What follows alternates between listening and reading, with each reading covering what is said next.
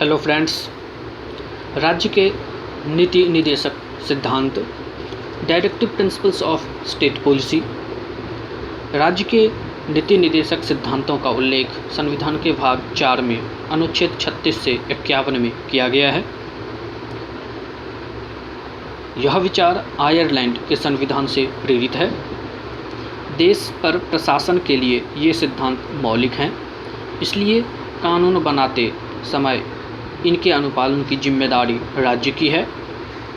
ये सिद्धांत मौलिक अधिकार से निम्न संदर्भ में अलग होते हैं, जैसे पहला, मौलिक अधिकारों का औचित्य सिद्ध किया जा सकता है, जबकि निदेशक सिद्धांतों का औचित्य सिद्ध नहीं किया जा सकता।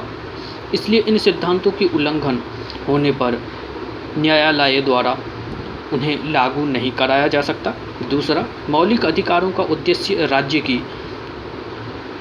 कड़ी कार्यवाही से नागरिकों की सुरक्षा रखना, नागरिकों की रक्षा करके उन्हें राजनीतिक आज़ादी की गारंटी प्रदान करना है, जबकि निदेशक तत्वों का उद्देश्य राज्य द्वारा समुचित कार्यवाही के माध्यम से सामाजिक और आर्थिक आज़ादी को सुनिश्चित करना है।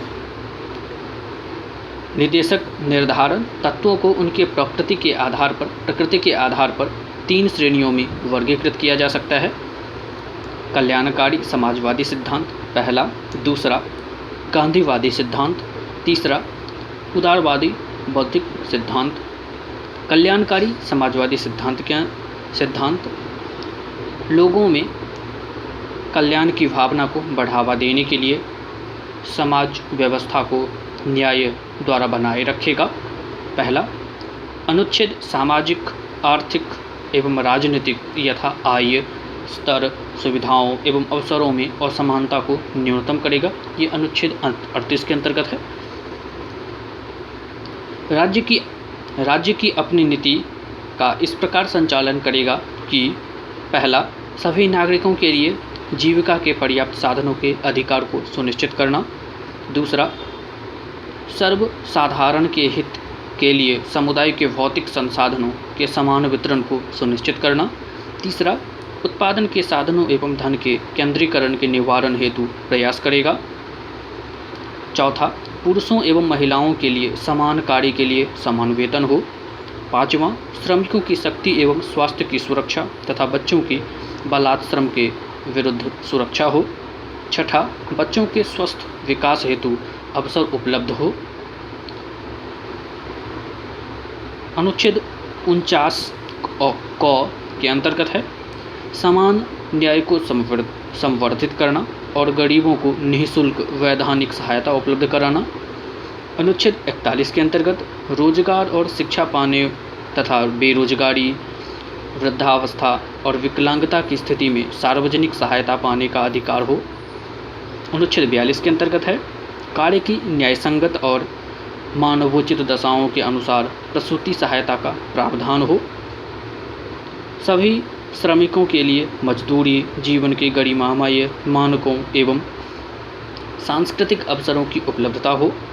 उद्योगों के प्रबंधन में मजदूरों की भागीदारी सुनिश्चित करने के लिए कदम उठाना। अनुच्छेद 43 के अंतर्गत है। अनुच्छेद 47 के अंतर्गत आजीविका स्तर और पोषण के स्तर को ऊपर उठाना और जन स्वास्थ्य में सुधार करना। अनुच्छेद 47 के अंतर्गत गांधीवादी सिद्धांत। अनुच्छेद 40 के अंतर्गत ग्राम पंचायतों का गठन तथा उन्हें आवश्यक शक्तियों व प्राधिकारों से सुसज्जित करना ताकि वे स्वशासन की इकाइयों के रूप में कार्य कर सके।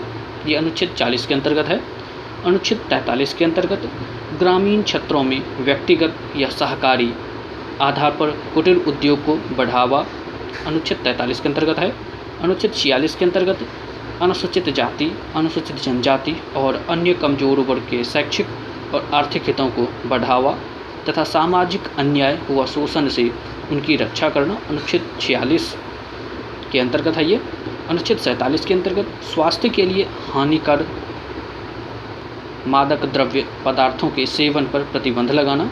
अनुच्छेद 48 के अंतर्गत है गायों, बछड़ों व अन्य दुधारू व मरुस्थलीय पशुओं के कटान को निषेधित करना और उनकी नस्ल सुधारना। अनुच्छेद 48 के अंतर्गत उदारवादी बौद्धिक सिद्धांत के अंतर्गत है।